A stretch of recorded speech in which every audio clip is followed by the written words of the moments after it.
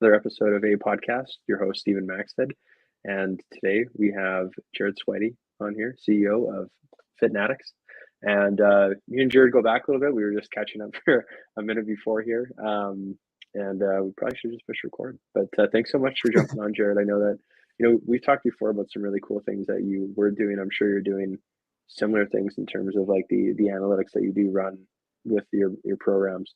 We'll get into that more today, and I was excited to chat about that with you. But why don't you tell us a little bit about yourself and your journey, about how you got into running your company? I know a little bit more about that and than they do. Right. Well, let's fill them in. So yeah, I grew up in Winnipeg, Manitoba. I've always been interested in fitness, always been interested in the gym. When I was playing football, I'd always want to go back to the gym instead of practicing every single day. So that was a big thing. And even in, sleepovers when I was really young, if the parents had a gym, I'd be in there.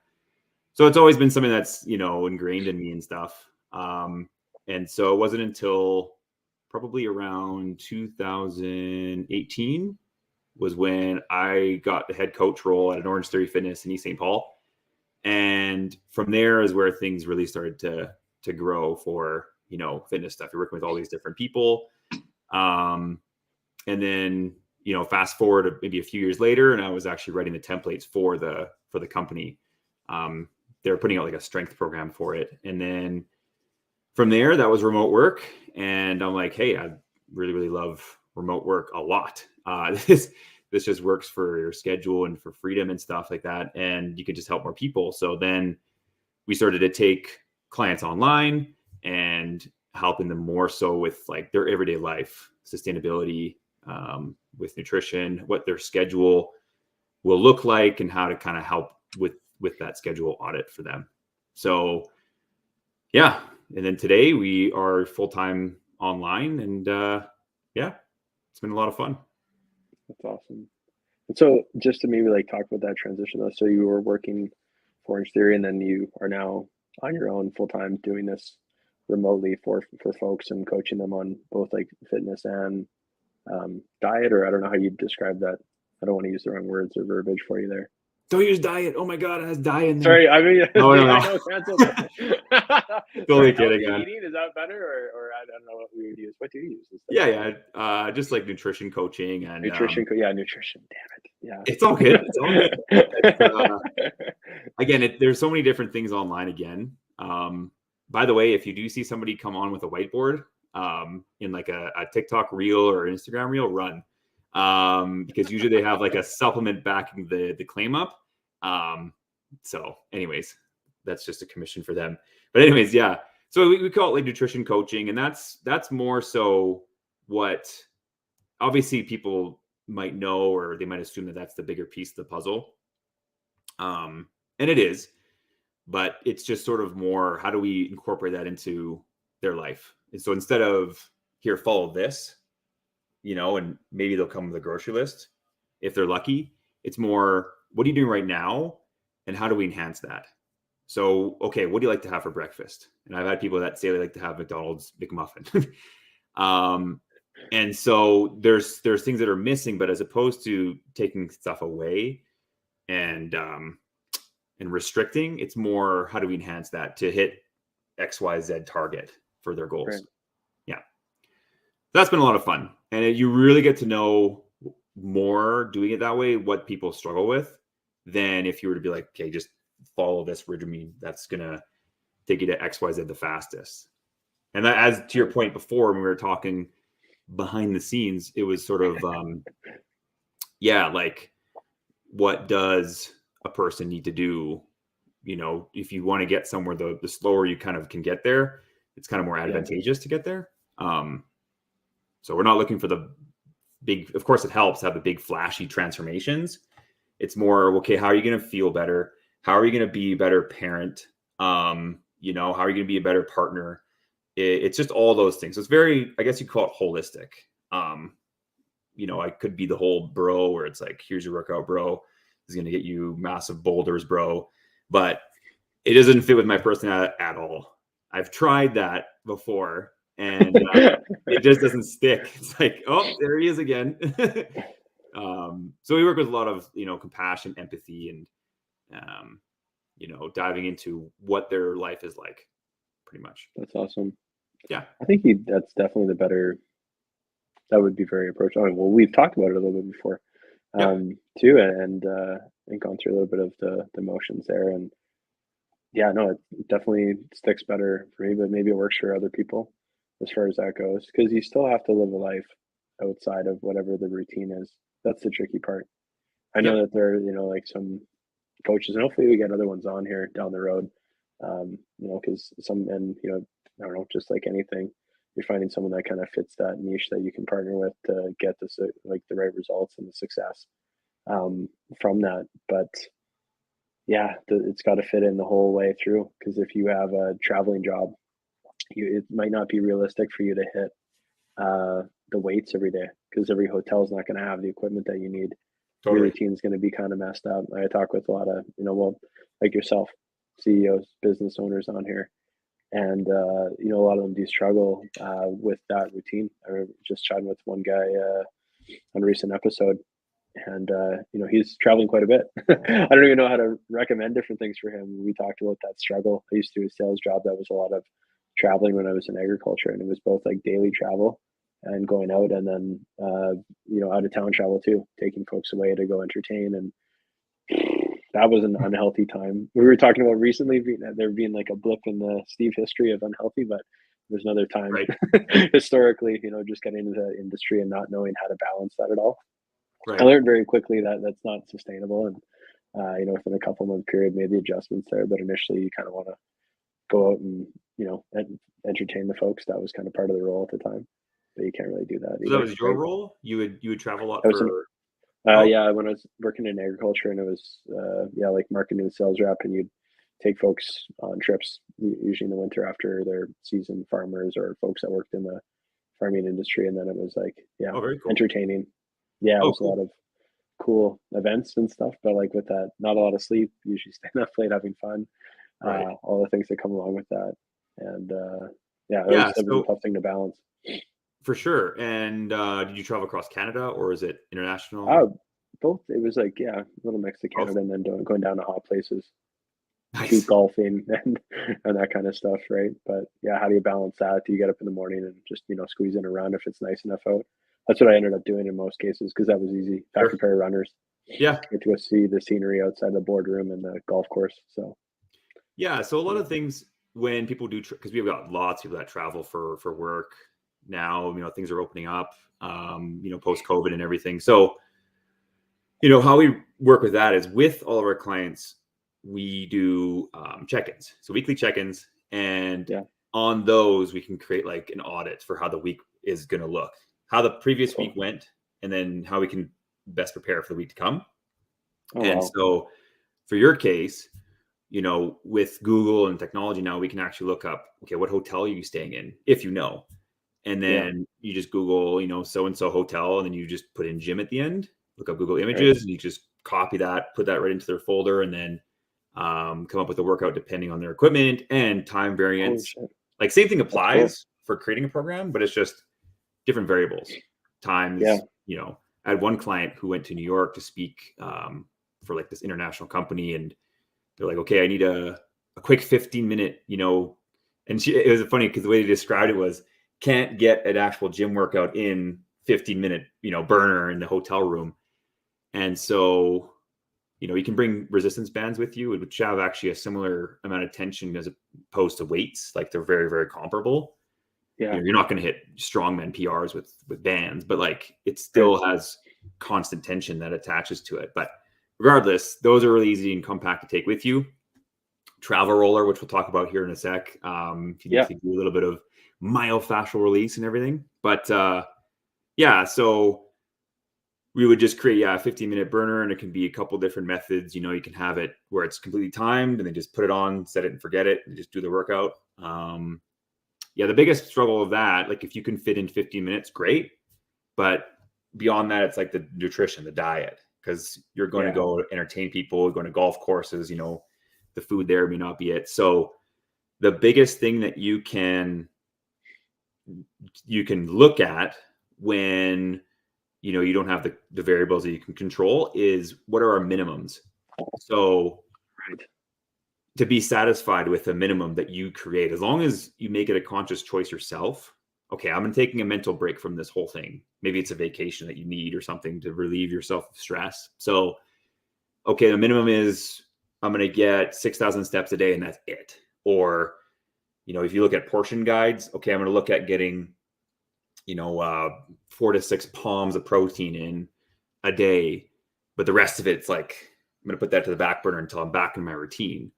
So there are lots of ways to look at it, but the big part of it is like the mental part, because, I'm, wasting all my time, going on these trips. Like, well, our goals will change. And even same thing too, like, even if somebody doesn't travel a lot, there could be injuries that come up. Like I had one client who was in constant pain, and for whatever reason, something came up, and we had to shift our goals. We had to shift the mindset to, okay, we're not being as high performing now. These are our goals, is to get better.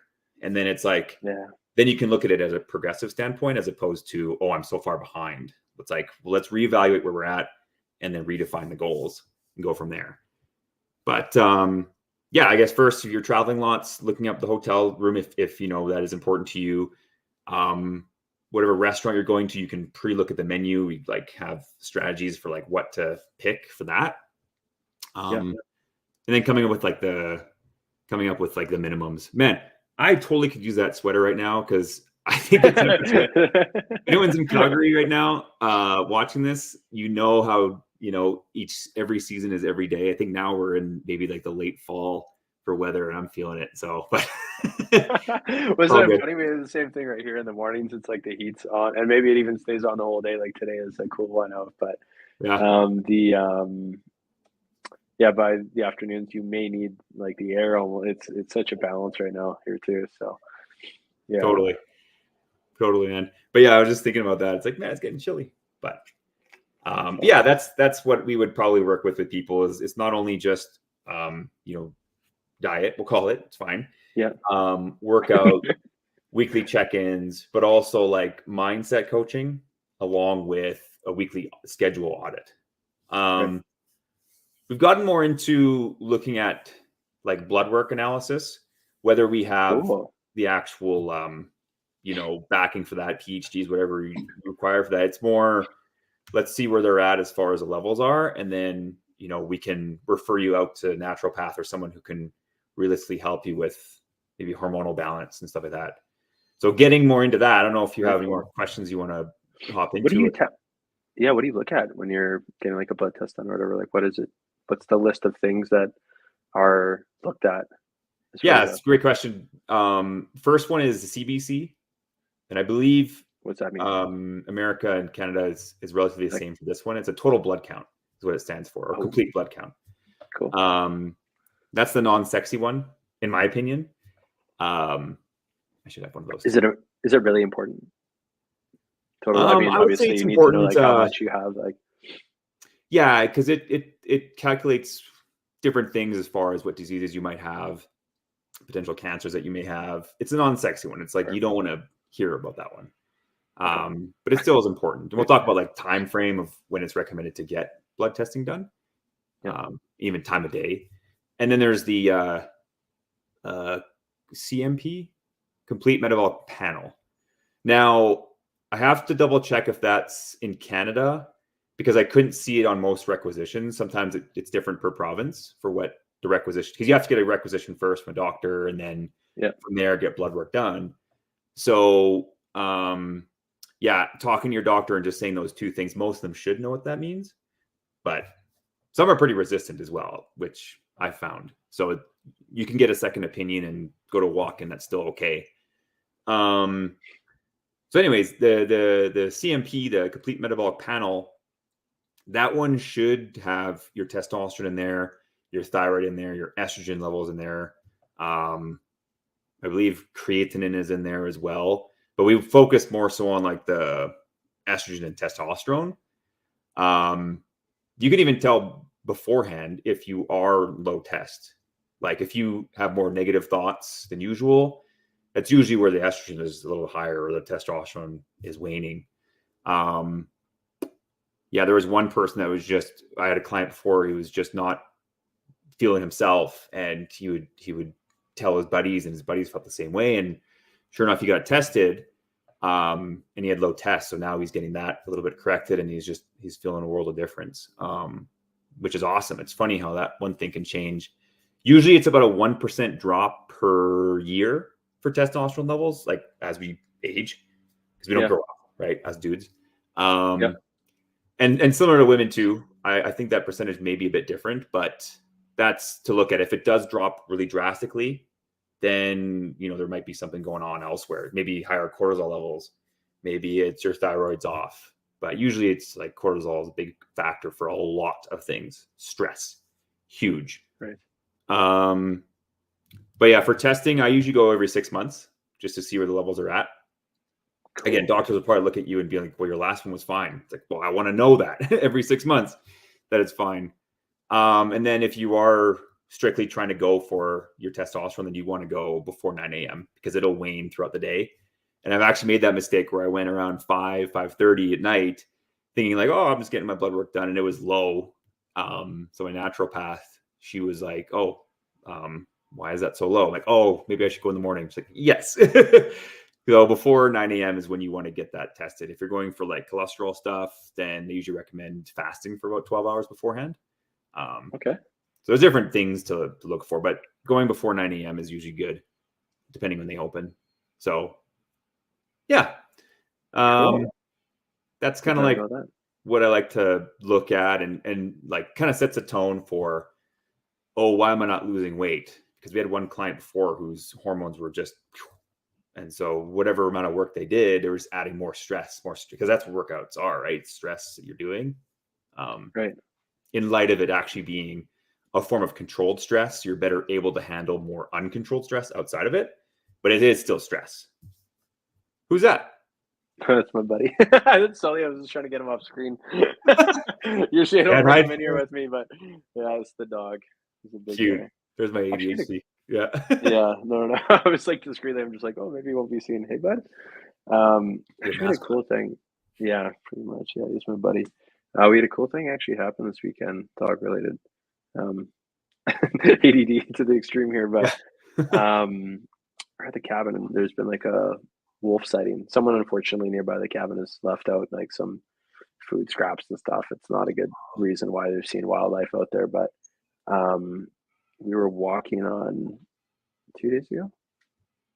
Maybe it was yesterday. I don't know. I think it was yesterday morning actually. Yeah. And we basically walked into a wolf. It was like the probably distance between us and like a set of light posts, so about like 50 feet, I think, is roughly the math there. Dang. And yeah, I was walking the two big dogs. We have another one that is out there too, and it was kind of crazy. I've never been that close to a wolf before. Such a random story. No, that's crazy. It like popped out, and then it just kind of like walked across the road, looked at us, and then stopped. And then before I went back in,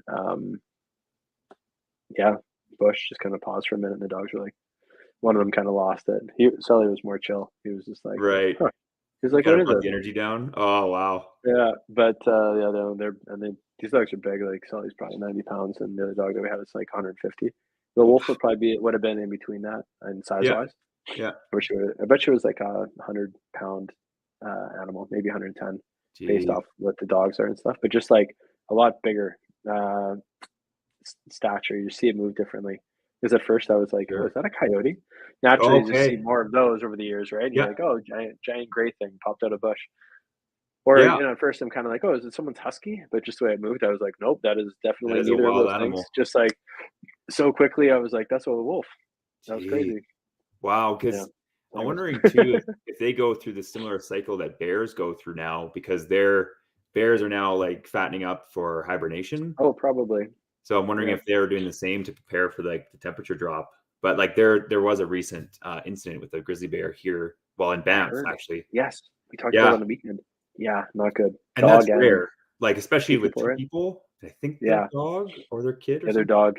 I think it was. Yeah, so those are really rare. So they're either protecting their food, any food source, or they see you as a food source and they just need to fatten up like crazy.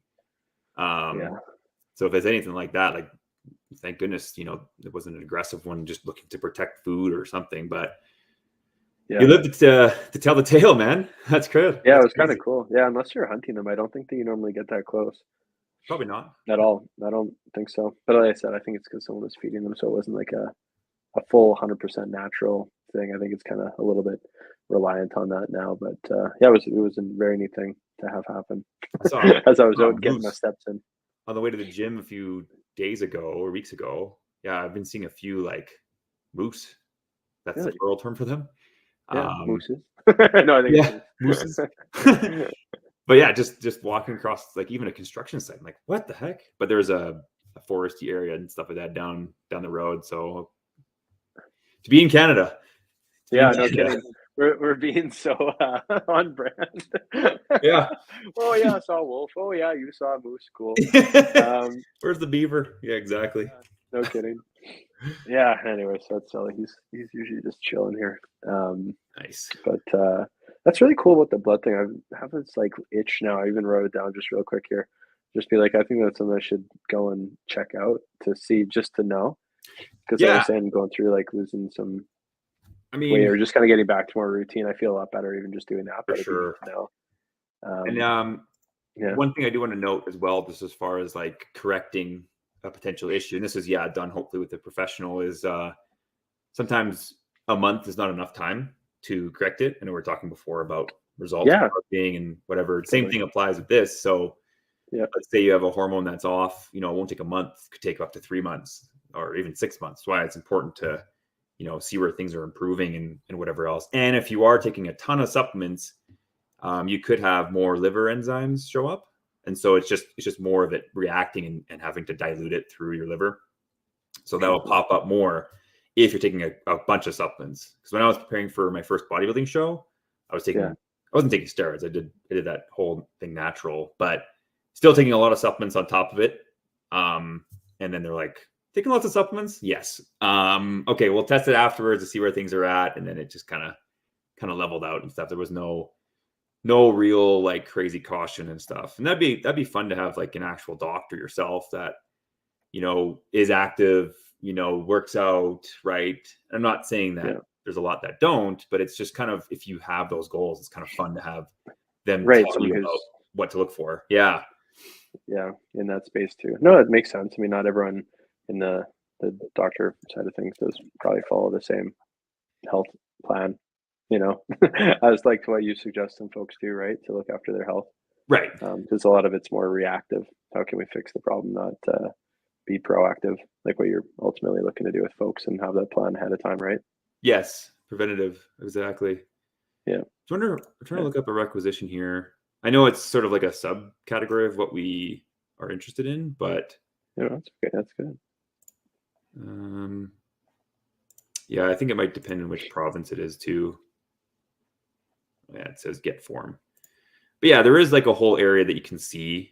Sometimes things mean different things and stuff like that. But if anyone has any questions and everything, they can always, reach out. Yeah, here's one from Ontario. So I think it might be different per province that the person's in.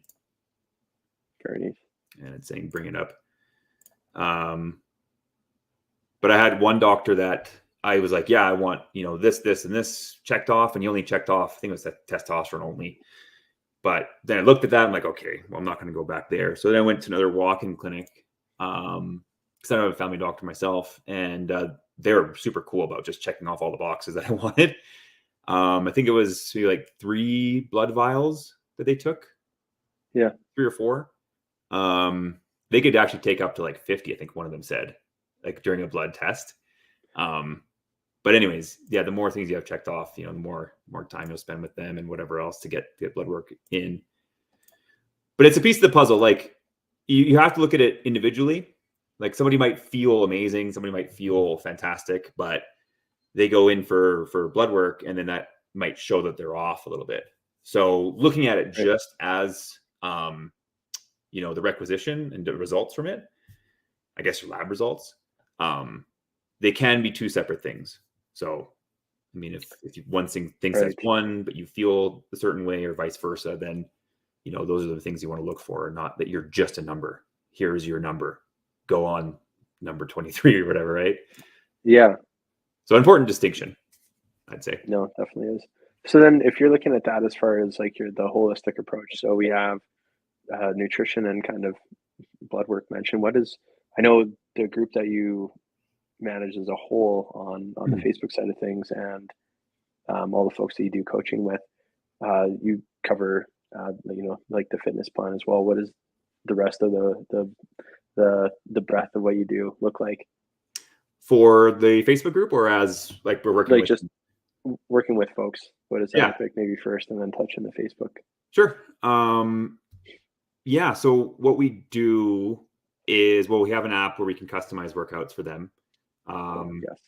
a lot of people are going more into the nutrition side of things, but as a full approach, the workouts are a part of it. We want to increase as much muscle as we can. So with weight training, and in that app, we can actually connect MyFitnessPal, we can connect Fitbit, and we can track. I can see exactly what the folks are eating if they do enter it in there. I personally don't track, like, side thing. I used to a lot in MyFitnessPal, but now I just go based off of like a chart that I do, and I would much rather do that than look at my phone. But so there's a few different approaches with nutrition. The app can also connect to a Garmin, Fitbit, or an Apple Watch, so we can see their steps, we can see their activity level, and we can use those as metrics and everything. Nice. And then in that, we can also set up habits. But yeah, weekly meetings. So we want to make sure that we're staying accountable with everyone.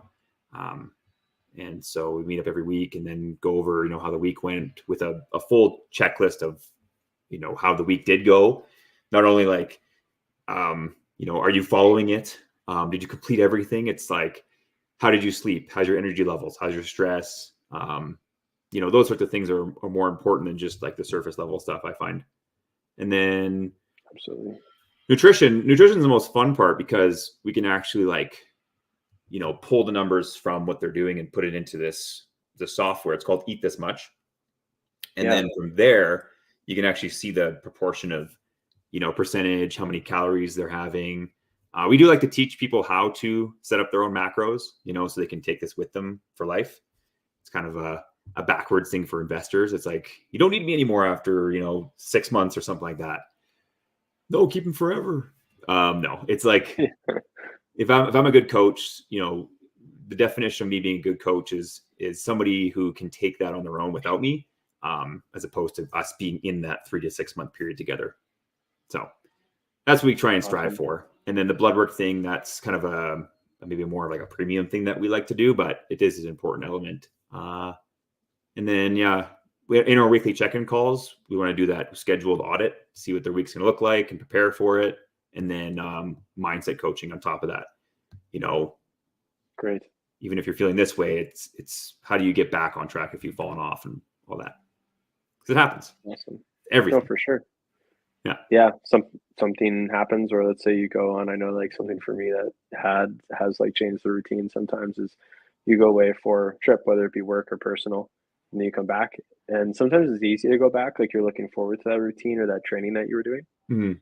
And other times it's like, It's over. I don't know. You're just kind of not really into it. Yeah. Or yeah, you fall off the routine for whatever reason. You Totally. get injured. That's another one, right? Yeah, It's hard exactly. to I had get like, a client last year that went on, I think it was one trip, and then when they came back, it was a struggle to get back on the bandwagon. So at that point, it's like, okay, their routine at that point maybe wasn't really that sustainable. So it's like, how do we right. go back to square one and rebuild that to that one thing, and then add to that one thing? Just really more adding good than taking away. Really, I just get more excited about that, because no one wants to be restrictive. Like, we're all rebels, right? Oh, explain that maybe a little bit more, Jared, to get in detail about like explaining that to someone. Yeah.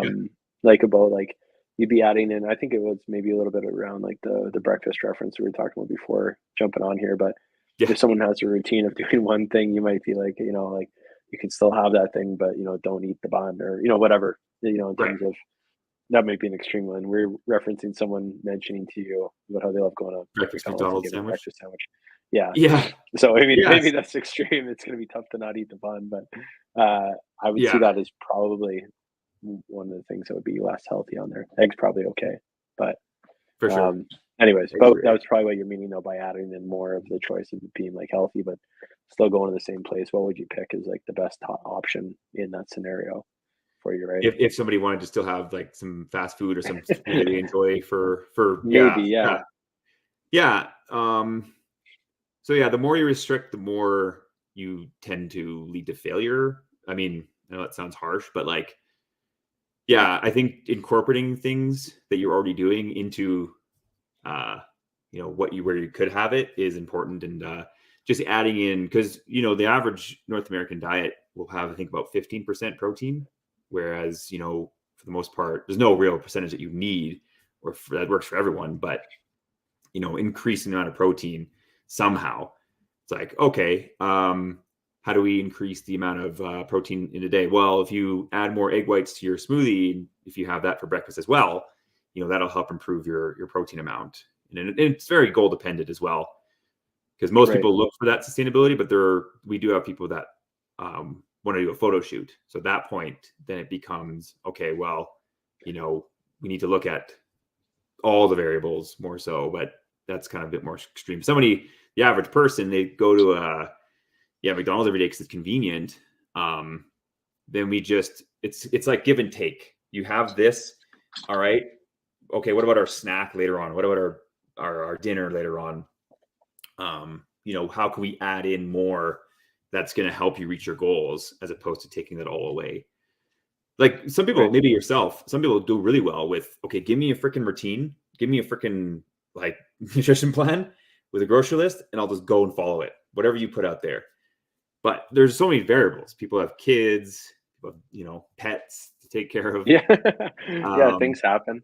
I think I feel like me personally would just comment on this too. I mean, we had someone on here on one of the podcast episodes before, and I try to buy a lot of my meat from him. It's grass fed. Oh yeah. And I just got to like, I'm gonna have to let him out here real quick. Never had to do this before. We will be the first episode here of opening the door for the pet, my sidekick Sully here. Apparently he wants out of this episode. But so and I mean, I like the flavor of the meat and stuff like that. And it's funny because even chatting with Riley, that's his name locally here, about his operation, and he knows it's so much easier for folks to go to their local grocery store. Sure. So it'll be Safeway, whatever it is. Yeah. Yeah, because they're in there and stuff. Because talking about his business and the opportunity there to sell way more, basically. But he's like, convenience is such a big thing. And so there's part of me that, pre-orders this meat and stuff, and it's great quality. Like, I don't know whether these steak companies or whatever, they'll say that theirs is better. I don't really care. I think it's awesome. It's what I like. But on the other hand, I'm also someone that will literally order DoorDash stuff right to here, or if I'm heading somewhere literally just for the sake of time, and have coffees delivered to a meeting to be like there upon my arrival, like the arrival of the meeting. Right. Because it's like a time costing, and it's not worth the downtime of getting stuck in a drive. Like literally they guarantee it sometimes to be quicker than me going through that drive through. Because it's ordered ahead. Someone else is literally idling in the car or whatever, ready to go and come back. And you get spoiled with that stuff being in the city, and you're like, oh, that's awesome. It's not necessarily even unhealthy things. Like I had the steaks, for example, from Riley not that long ago, but I didn't have any other groceries here. Right. And I was like, okay, I don't have enough time. The steaks are ready. I'm going to order all like the salad stuff that I want to go like pair with this. And I'm going to do it through DoorDash. Shout out to DoorDash, I guess. And it was so convenient because I could keep barbecuing while this stuff got delivered for me to make basically a wedge salad at home. Right. It's almost like a dishwasher. It's like automatic. It's it's quick, but you still, they're getting to the better. Yeah. Yeah. And it's nice. It's not something I always like rely on. I still like to go pick out some own food, but they do a pretty good job there. But then you're also making a choice on there not to just order in like some fast food, whatever. I'm still utilizing that to then prep some of that food as well.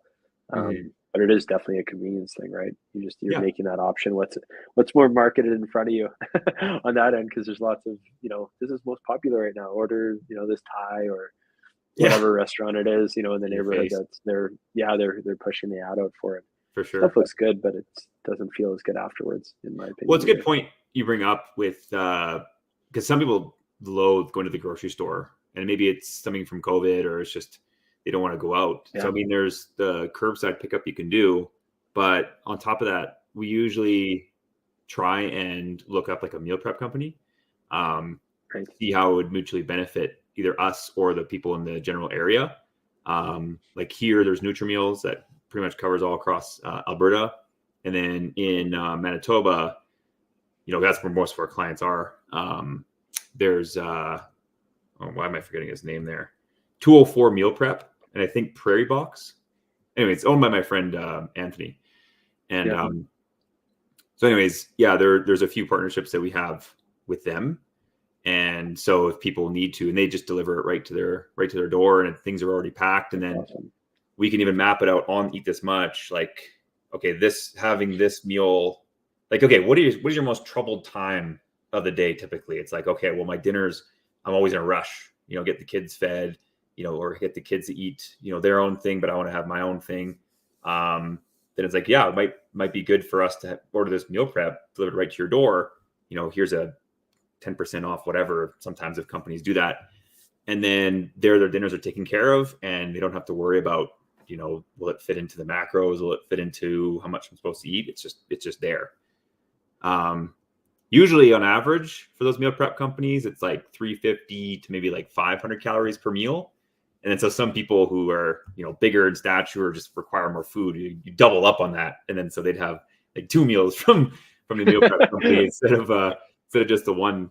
And then so we've got actually a few clients in Georgia. And so we're always looking at local meal prep companies that can help them out, or, when they're in a pinch, things are getting busier. So instead of them having to batch cook for themselves or make all these crazy recipes and stuff like that, I mean, you don't have to. But the biggest thing is, this is a big stem from Tony Robbins. It's like a human need is variety. It's not like you want variety. It's like you bloody well need variety. So to have different options from different menus and stuff is super helpful. We probably hit a good point there too around like food and then the fitness aspect, because I find myself going through cycles even with different sports kind of thing as I get older. Like I got into triathlons a few years ago pretty heavy, and then kind of probably through like we'll call it the big flu there, got less enthused about that because there was less competitions going on. I was set to do some Ironmans. Maybe I'll get back into it because I still do light training in that area, but then I'm now trying jiu-jitsu, and that's cool. Nice. Maybe a couple years down the road I want to try something else, but it's just like you're totally right with that variety thing. But in my own home gym here, like I get bored sometimes. I'm like, like this all looks the same, right? And I'm sure lots of people there, they go to the gym, do the exact same thing, even though gyms are always stacked with tons of stuff, and you could do bodyweight stuff and be just as happy. I do some great workouts at the cabin. They say like it's either like walking and doing like some walking lunges, and you mixing a little routine there while they're walking the dogs, whatever it is. You can feel great coming back with like a burn after that, but you don't always think like that if you're in the same space. Right. You're also not just going to like go buy every piece of equipment, although good on companies for targeting, like in January coming up here when we'll see all these like ads for the resolutions. Yeah, which is good. Like if people do want to make a change and they do follow through with it. Totally. Yeah, exactly. And it's like the timing of that is usually really, really well for people's schedules, and they want to make that progress in a positive way. I think I did do a podcast on this? I think I did a live training on like, how to continue with the routine if it's at home or if it's like super dull, and it's just like rearrange the workout space, Oh, that's interesting. Maybe have like put up like a new picture on the wall, or find a new playlist or something like that. Because I mean, at home it's relaxed. You do everything at home, right? You cook, you relax, blah blah blah. It's like the last thing you think about is working out and fitness stuff. So that's a good way. And actually, it's funny. I go to one gym here. I go to Good Life, and I usually go to the same one every day around the same time. But actually, tomorrow, every Wednesday, I mix it up. I go to a different Good Life just for that change, But you have to really look at your variables. Really, like, do I have the equipment at home? is it better if I do it at home? It's just really the discipline of what works best for you. And I might even do another podcast tomorrow on this. Well, actually, the day after, because tomorrow is going to be the live training with the travel roller girl. So that'll be really good. But yeah, the variety of your place, like how can you mix it up? Even in life in general, like I had Friendsgiving here and I had to rearrange a bit of my place. So I moved the sectional over there, and I had to move a whole bunch of tools I had lying around in my place somewhere else. So it feels like, same place, but enhanced. I'll go with that. Yeah, totally. No, I think you make a good point there, because it's funny that you say that, because I was even looking at very lately on like the poster side. I'm like, I think I want a different like look in here. Yeah. And it's like a little thing. It'll be very low cost. It'll probably have a big impact on me using the space. And it's just weird to hear you like mention like that. Sometimes we need to hear it from someone else in a certain way. Like you could hear it from one person 100 times, it'll never hit in here. And then, mentioning just on here really hits home, like, like I should just do that. I'm sure that'll be more encouraging for me. It's not like it's unencouraging. It's just, I know that I looked at it the other day and I thought kind of like dull thoughts about it. I was just like, try to change that up, Entrepreneurs will just think of everything. Yeah. Like what sticks. So like, if you're to change up your background or add something to your podcast, you'd probably feel, or people would probably think of it as, oh, there's growth happening here. So that's also part of it too. It's like, totally, you don't grow, you die, or, the pond gets stagnant if it doesn't move or something like that too. And so totally, I think that's an awesome idea, and in here, it just feels like a whole new environment, which is fun. Yeah. But also too, just talking about setting up your environment, our Facebook group, Fit After 30 Facebook group, has a free 3-week course in there that touches on, especially the first week, setting up your kitchen environment for the better. Okay. And so with that, it kind of runs through what you would define your food as, because to make that just completely as completely like black and white, this food is bad, this food is good. It's like, well, like there's a carnivore diet out there. It's like, oh my God, it works for everyone. No, it doesn't. It doesn't. Sorry to anybody out there it helps lots of people. So does keto, but does it help everybody? I don't think so. So it's like defining what foods are good and what foods aren't in there. And the second week talks a lot about understanding food in relation to your finances. You overspend, you have to budget. If you overeat, you have to, cut back if weight loss is the goal. Totally. And how to track your food. And then the third week in that free course is understanding hunger levels, and then potentially maybe doing a fast one day. Not everyone has to do a fast. But if you do a day where you don't eat at all and just, liquid diet or whatever, you'll really understand your hunger levels and how it's not an emergency. Like if you are hungry, it's not, you're not going to die. So, interesting. Yeah. I definitely have played around very lightly with that, like not eating, like kind of closing like the window, nothing too, we'll call it like religious to follow like a long routine, but I've done it for like a week at a time where, basically don't eat till like lunch. Kind of thing. And then I'm not like so stuck to but I guess it would be more that way, or going until like dinner. And sometimes once you get over like the first little craving of like hunger though, it's, I don't know, you're just kind of like, okay, well, not eating until later then. Yeah. But for the first bit, you do feel like you're like, okay, I'm going to eat someone else's arm. Anybody walks in here, I'm starving. I'm not used to this routine. It seems weird. Definitely not the norm of having the 3 meals a day kind of thing. Then the first time I did it, it was seriously like a struggle to get through a couple of days. It's a little bit of a hurdle sometimes, but like, what was I going to say about that? Oh yeah, I guess caveat that is like, if you are in a high pressure job or you have like really big stressors going on, it might be a good idea to look at filling that fasting gap in there, just so you prevent more stress from occurring. But sometimes it's not possible. Like for me, I'm like you, I like to skip breakfast because I just don't want to have to, stop my morning and then go eat. And then it's like, whatever else afterwards. I'd rather skip that part and then have it more later in the day. Like I haven't eaten yet today, I don't think. Just had a cup of coffee. And our time here, it's 2:30. And to me, that's fine. Like, unless you're really, really skinny, then timing of food kind of becomes prevalent. But if you have more, weight to lose or whatever else, you really don't have to worry about timing for your meals necessarily. Right. Anyways, yeah. Okay. Good to know. Yeah. Yeah. What, yeah, no, Jared, I know we're kind of heading towards the end here, and I know it's lots of places to find you, but how's the best way to get a hold of you? And we'll have it on the website and on a lot of our posts too, and we'll tag in them. But what's the best way to get a hold of you if someone's interested in taking a look at your program and what you offer? Yeah, I would say Facebook would be good. That Facebook group, Fit After 30. Okay. Instagram is another great place as well, because you can actually have conversations with people in there. Those two are probably the best ones, I'd say. Okay. For now. What are the handles for those? Just to say the left. It's Fitnatics, right?